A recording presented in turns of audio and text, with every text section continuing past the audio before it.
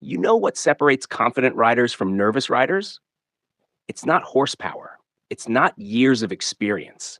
It's not buying the most expensive gear. It's something way simpler. It's the riders who quietly sneak into an empty parking lot and practice the same drills over and over until the bike feels like an extension of their body. And I'll tell you something that might surprise you.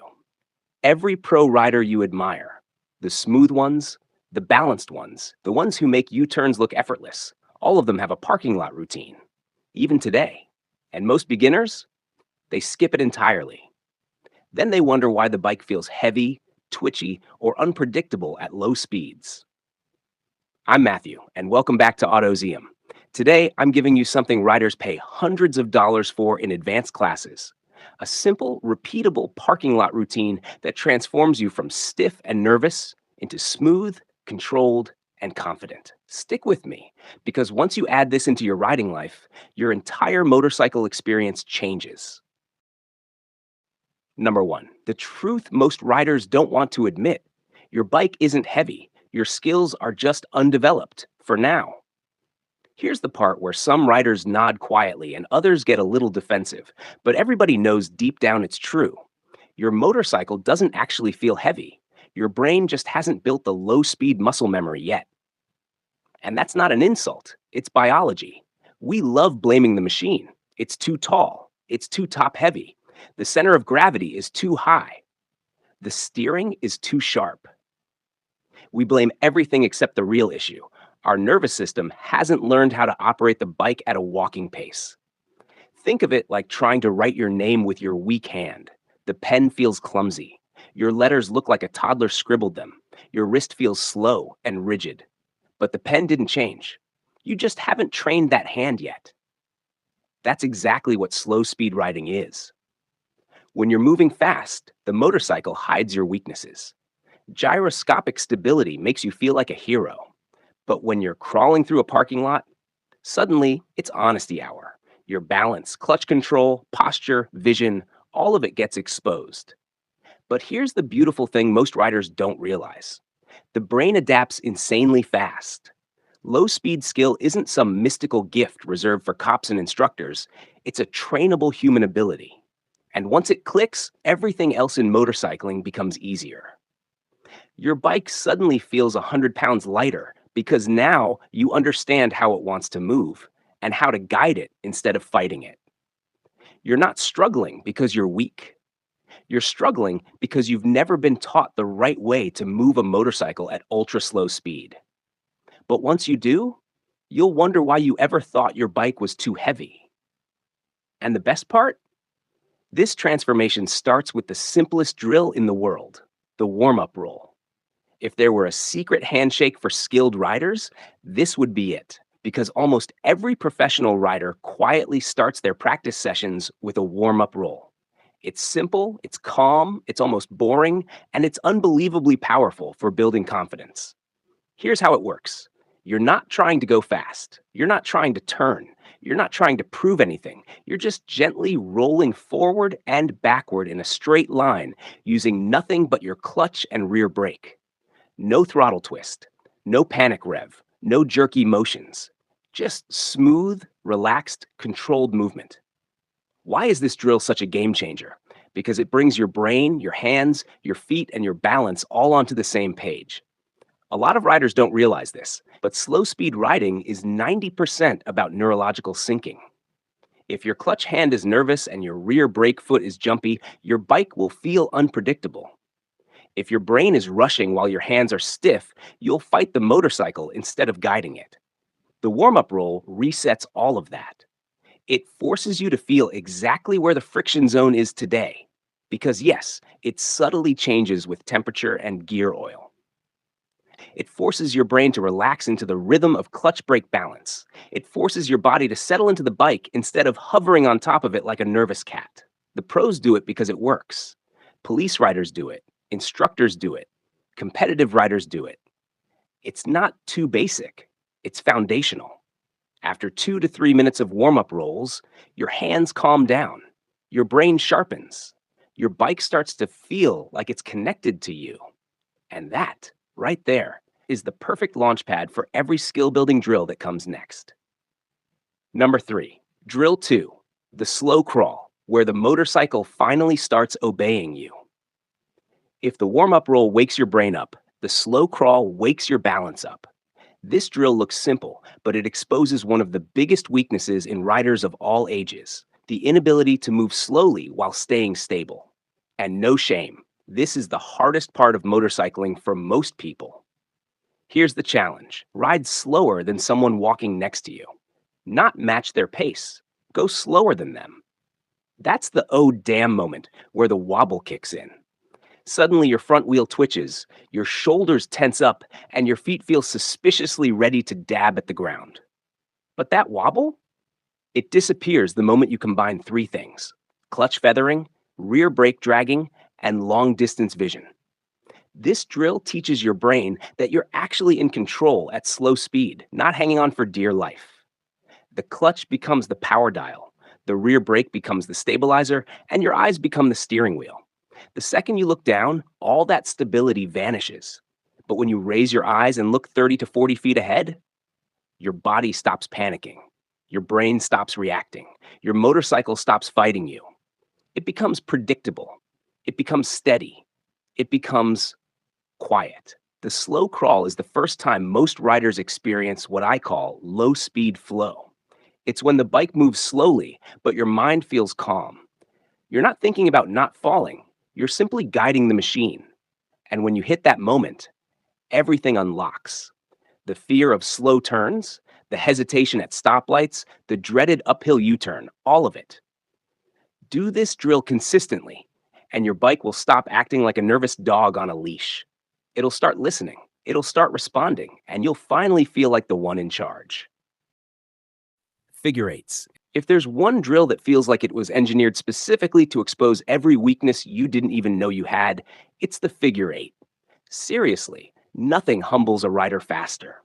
You can blast down the highway at 80 miles per hour, carve a mountain road like you're auditioning for a motorcycle commercial, and feel like an absolute hero. But put that same rider in a parking lot and ask them to draw a smooth, controlled number 8. Suddenly, their hands turn into bricks, their shoulders tighten up, and their brain starts whispering, "We're gonna drop this thing, aren't we?"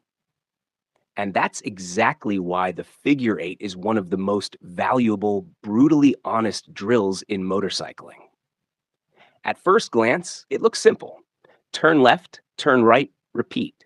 But once you try to do it smoothly, inside a small box, with the bike leaned over at uncomfortable angles, you realize this drill is actually a perfect storm of every skill that matters at low speed: balance, clutch, throttle, rear brake, body position, head movement, confidence. It's all in there. If slow riding had a final boss, this is it. Now here's the part most riders never hear. The figure eight is not about turning the bike. It's about trusting the bike. When we're riding fast, the motorcycle takes care of stability on its own. Gyroscopic force is doing half the work. But at slow speed, you're exposed. You don't have that invisible safety net. So your brain tries to protect you by stiffening up, staring at the pavement, and chopping the throttle the moment the bike leans even a millimeter farther than you expected. But the motorcycle wants to lean. It's built for it. Every time you fight that, you make the drill harder. Here's what actually works. Turn your head ridiculously early. Not just a quick glance, commit to it. Your chin should be pointing at the exit of the turn long before your wheels get there. Where your head goes, your body follows. And where your body goes, your bike follows. Keep the clutch in the friction zone. Not fully out, not fully squeezed. Right in that sweet spot where the bike is alive but calm. This gives you control more precise than any throttle input could. Use a feather of rear brake. Not enough to slow you down, but enough to tighten the bike and keep it from standing up. It's like an anchor keeping the motorcycle from wandering. Relax the upper body. Grip the tank with your legs if you need to, but let the handlebars move. Low-speed turns demand freedom in the front end. Stop surviving the drill. Ride through it. Commit. The bike feels your hesitation more than you think. The first few attempts will feel ugly. Your circles will be inconsistent. You'll wobble. You'll overcorrect. You'll tell yourself you're leaning too far when in reality, you're barely 2 degrees from upright. That's normal. Every single rider you admire has been through that same awkward phase. Some just practiced through it, and others avoided it forever. But when it finally clicks, when you glide through both circles without fighting the bike, when your head is up, your clutch hand is smooth, and your brain is quiet, that's when a new level of riding opens up. Suddenly, U-turns feel easy. Tight gas station corners feel effortless. Slow traffic doesn't stress you out. And your confidence doesn't just grow, it skyrockets. Figure eights aren't just a drill. They're the doorway to being the kind of rider who controls the bike instead of surviving it. Stop and go reset. Here's a drill hardly anyone talks about, even though it fixes half of the problems riders have at low speed. It's the stop and go reset, a simple little pattern where you roll forward, stop fully, reset your balance, and take off smoothly again. Sounds easy until you try to do it cleanly 10 times in a row. Why is it powerful? Because slow riding breaks down in transitions. Riders can take off fine when they're comfortable, but throw them into traffic, a red light, or a sudden stop, and everything falls apart. The stop and go reset forces you to become calm in the moments where most riders panic. It rewires 3 essential things. 1, balance at 0 mph, where every wobble feels exaggerated. 2, controlled takeoff. No lurching, no stalling, no panic. 3, mental reset. Learning to compose yourself before moving again. The trick is to make the reset intentional. Don't rush. Don't feel pressured.